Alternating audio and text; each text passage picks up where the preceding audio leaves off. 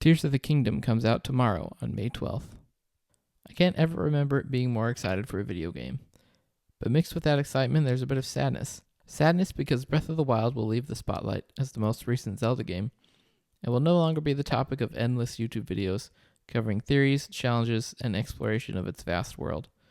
No more videos covering crazy tricks and glitches.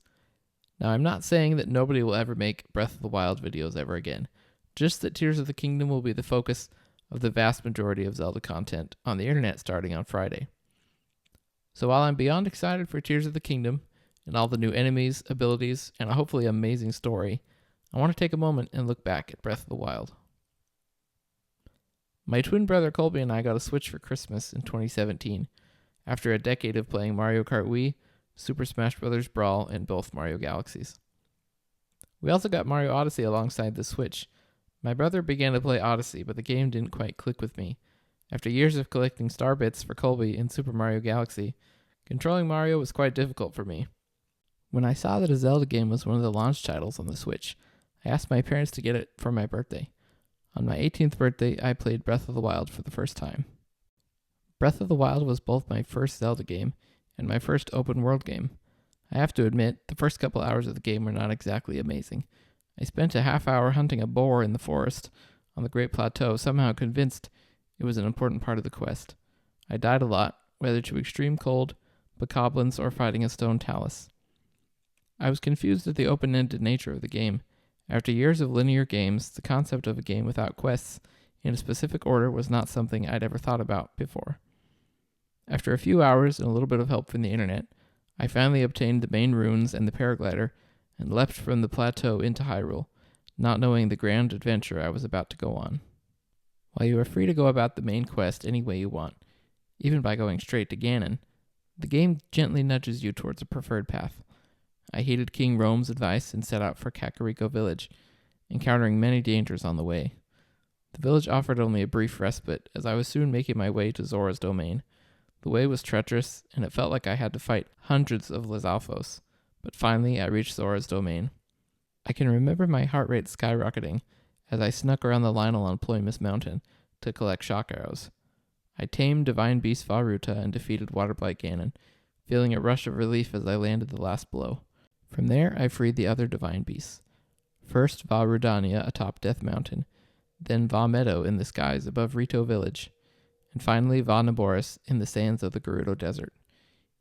Each quest to free a beast was accompanied by fear, a little bit of anxiety, the wonder of discovery, and a triumphant sense of accomplishment after I had bested another servant of Ganon.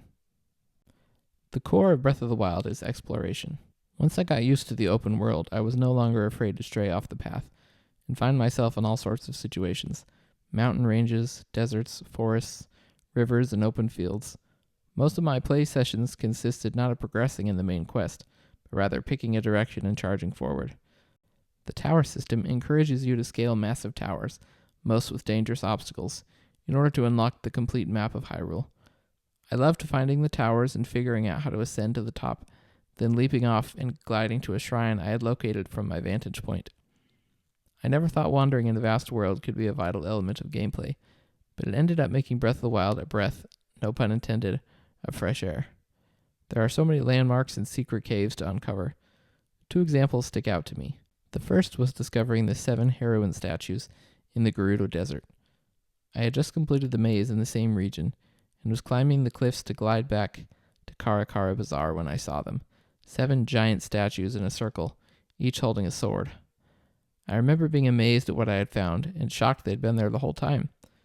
The second was climbing Mount Lanayru, only to find a huge malice-corrupted dragon at the top. The boss fight was a blast, launching arrows while levitating in wind columns, and freeing the dragon was one of the most satisfying moments in the game. Before playing Breath of the Wild, the most experience I had with real video game combat was Super Smash Bros. Brawl, so I really wasn't prepared at all. A simple red bokoblin with club and shield proved deadly to me, at least for the first hour. The plateau provides basic instructions like how to dodge and execute a flurry rush, but the game leaves you to learn everything else. It was empowering each time I defeated a new enemy, collecting their valuable loot after they evaporated in a cloud of malice. Over time, bokoblins, moblins, Lizalfos, taluses, and Hinoxes became simple to defeat.